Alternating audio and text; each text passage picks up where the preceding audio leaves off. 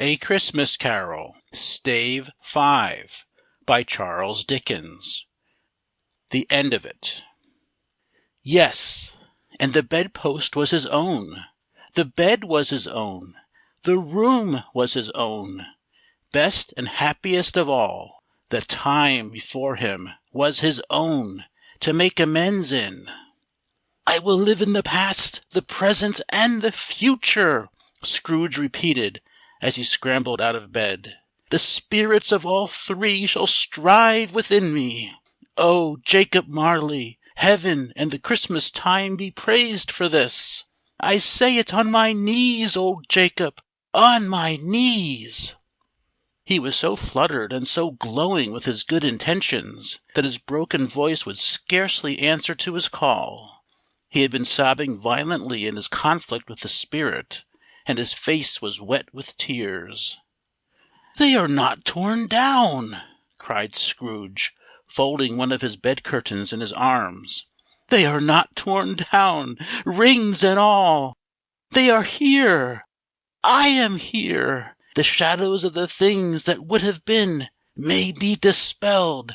They will be! I know they will!" His hands were busy with his garments all this time, turning them inside out, putting them on upside down, tearing them, mislaying them, making them parties to every kind of extravagance. "I don't know what to do!" cried Scrooge, laughing and crying in the same breath, and making a perfect raccoon of himself with his stockings. "I am as light as a feather. I am as happy as an angel. I am as merry as a schoolboy. I'm as giddy as a drunken man. A Merry Christmas to everybody! A Happy New Year to all the world! Hello here! Whoop! Hello!" He had frisked into the sitting-room, and was now standing there, perfectly winded. "There's the saucepan that the gruel was in!" cried Scrooge, starting off again, and going round the fireplace.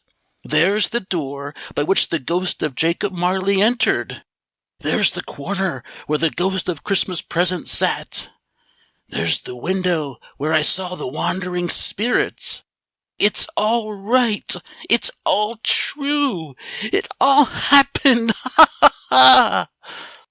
Really, for a man who had been out of practice for so many years, it was a splendid laugh, a most illustrious laugh, the father of a long, long line of brilliant laughs. "I don't know what day of the month it is," said Scrooge.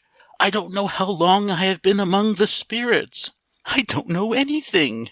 I'm quite a baby. Oh, never mind. I don't care. I'd rather be a baby. Hello! Whoop! Hello here!" He was checked in his transports by the churches ringing out the lustiest peals he had ever heard. Clash, clash, hammer, ding, dong, bell. Bell, dong, ding, hammer, clang, clash. Oh, glorious, glorious! Running to the window, he opened it and put out his head. No fog, no mist, clear, bright, jovial, stirring, cold, cold piping for the blood to dance to, golden sunlight, heavenly sky, sweet fresh air, merry bells. Oh, glorious, glorious! "What's to-day?" cried Scrooge, calling downward to a boy in Sunday clothes, who perhaps had loitered in to look about him. "Eh?" returned the boy with all his might of wonder.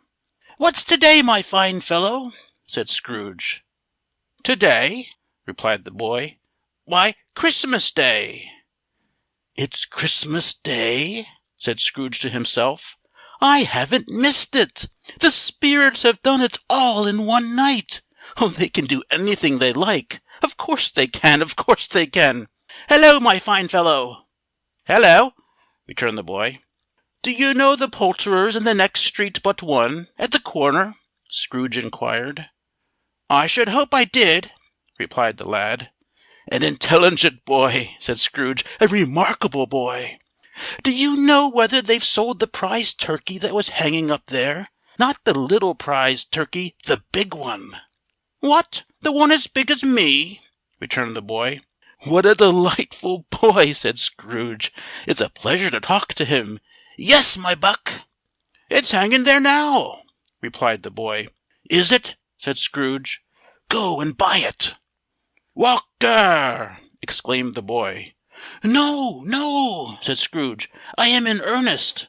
Go and buy it, and tell him to bring it here, that I may give them the directions where to take it. Come back with the man, and I'll give you a shilling. Come back with him in less than 5 minutes, and I'll give you half a crown."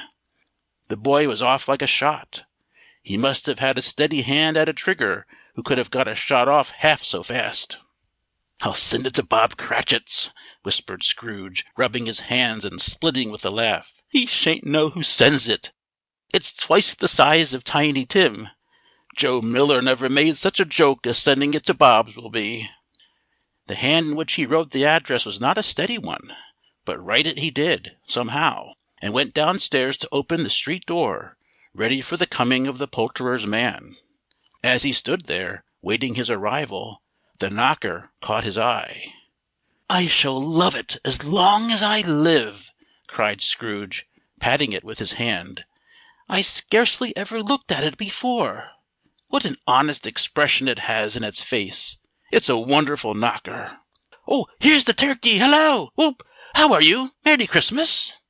It was a turkey. He never could have stood upon his legs, that bird. He would have snapped 'em short off in a minute, like sticks of sealing wax. "Why, it's impossible to carry that to Camden Town," said Scrooge. "You must have a cab." The chuckle with which he said this, and the chuckle with which he paid for the turkey, and the chuckle with which he paid for the cab, and the chuckle with which he recompensed the boy, were only to be exceeded by the chuckle with which he sat down breathless in his chair again, and chuckled till he cried. Shaving was not an easy task, for his hand continued to shake very much, and shaving requires attention, even when you don't dance while you're at it. But if he had cut the end of his nose off, he would have put a piece of sticking plaster over it and been quite satisfied.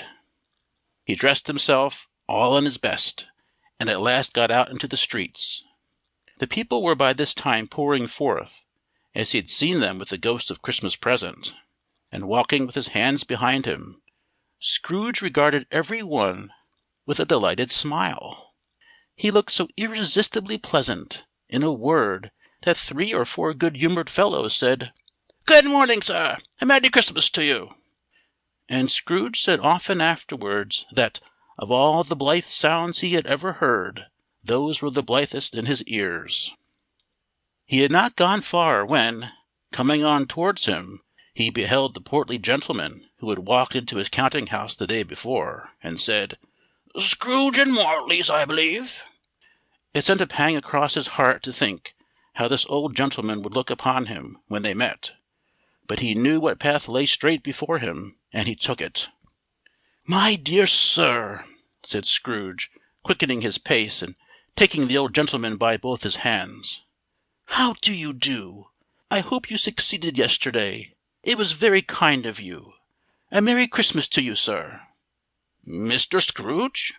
"Yes," said Scrooge, "that is my name, and I fear it may not be pleasant to you. Allow me to ask your pardon. And will you have the goodness—" Here Scrooge whispered in his ear. "Lord bless me!" cried the gentleman, as if his breath were taken away. "My dear Mr. Scrooge, are you serious?" "If you please," said Scrooge, "not a farthing less. A great many back payments are included in it, I assure you." "Will you do me that favour?" "My dear sir," said the other, shaking hands with him, "I don't know what to say to such "Don't say anything, please," retorted Scrooge. "Come and see me. Will you come and see me?" "I will," cried the old gentleman, and it was clear he meant to do it. "Thank'ee," said Scrooge. "I am much obliged to you. I thank you 50 times. Bless you." He went to church, and walked about the streets, and watched the people hurrying to and fro, and patted the children on the head, and questioned beggars, and looked down into the kitchens of houses, and up to the windows, and found that everything could yield him pleasure. He had never dreamed that any walk, that anything, could give him so much happiness. In the afternoon he turned his steps towards his nephew's house. He passed the door a dozen times before he had the courage to go up and knock. But he made a dash and did it. "Is your master at home, my dear?" said Scrooge to the girl. "Nice girl, very." "Yes, sir." "Where is he, my love?" said Scrooge. "He's in the dining room, sir, along with mistress. I'll show you upstairs, if you please." "Well, thank'ee. He knows me," said Scrooge, with his hand already on the dining room lock. "I'll go in here, my dear." He turned it gently, and sidled his face in round the door. They were looking at the table, which was spread out in great array, for these young housekeepers are always nervous on such points, and like to see that everything is right. "Fred!" said Scrooge. Dear heart alive, how his niece by marriage started! Scrooge had forgotten, for the moment, about her sitting on the corner with the footstool, or he wouldn't have done it on any account. "Why, bless my soul!" cried Fred. "Who's that?" "It's I, your Uncle Scrooge. I have come to dinner. Will you let me in, Fred?" "Let him in! It's a mercy he didn't shake his arm off. He was at home in 5 minutes. Nothing could be heartier. His niece looked just the same. So did Topper when he came. So did the plump sister when she came. So did everyone when they came. Wonderful party, wonderful games, wonderful unanimity, wonderful happiness." But he was early at the office next morning. Oh, he was early there. If he could only be there first, and catch Bob Cratchit coming late. That was the thing he had set his heart upon. And he did it. Yes, he did. The clock struck 9. No Bob. 1/4 past. No Bob. He was full 18 minutes and a half behind his time. Scrooge sat with his door wide open, that he might see him come into the tank. His hat was off before he opened the door, his comforter too. He was on his stool in a jiffy, driving away with his pen, as if he were trying to overtake 9 o'clock. "Hello!" growled Scrooge, in his accustomed voice, as near as he could feign it. "What do you mean by coming here at this time of day?" "I am very sorry, sir," said Bob. "I am behind my time." "You are?" repeated Scrooge. "Yes, I think you are. Step this way, sir, if you please." "It's only once a year, sir," pleaded Bob, appearing from the tank. "It shall not be repeated. I was making rather merry yesterday, sir."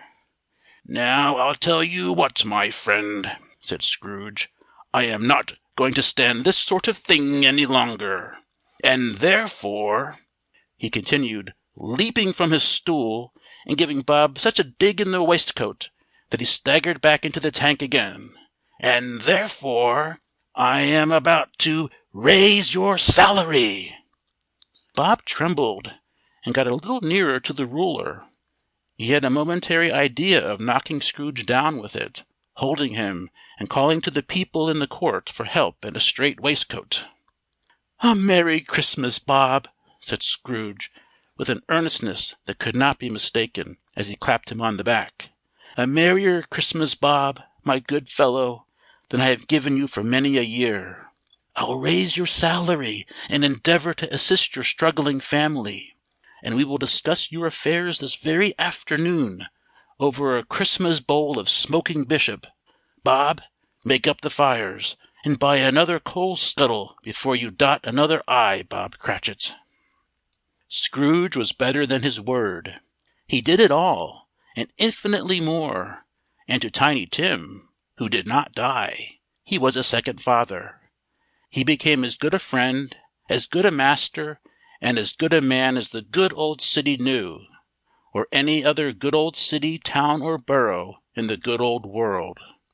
Some people laughed to see the alteration in him, but he let them laugh, and little heeded them, for he was wise enough to know that nothing ever happened on this globe for good, at which some people did not have their fill of laughter in the outset.